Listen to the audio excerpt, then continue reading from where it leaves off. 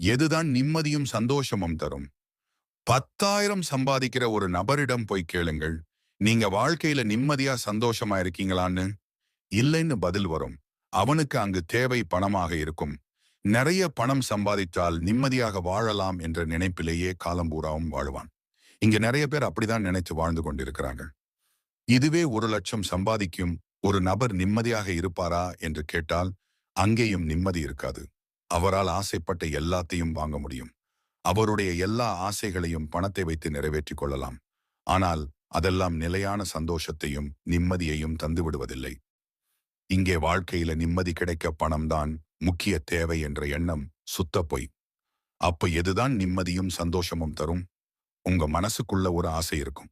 அது உங்களோட நார்மலான வாழ்க்கையில இருந்து மாறுபட்டு இருக்கலாம். அதையெல்லாம் செஞ்சா மத்தவங்க என்ன நினைப்பாங்கன்னு அதை மனசுலயே மறைச்சு வச்சு வாழ்ந்துகிட்டு இருப்பீங்க. உதாரணத்துக்கு எனக்கு ஊர் ஊரா சுத்தணும்னு ரொம்ப ஆசை இருக்கு. ஒரு டீ கடை ஆரம்பிச்சு படிப்படியா டெவலப் ஆகணும்னு ஆசை இருக்கு.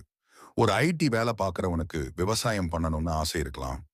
இப்படி நமக்கு பிடிச்சதை செஞ்சு அந்த லைஃபை வாழும் போதுதான் நமக்கு மனநிறைவும் மன நிம்மதியும் கிடைக்கும். நீங்க தூங்கும் போது எந்த யோசனையும் கவலையும் நினைவில் வராமல் தூக்கம் வந்தால் நீங்க மனநிறைவான நிம்மதியான வாழ்க்கை வாழறீங்கன்னு அர்த்தம்.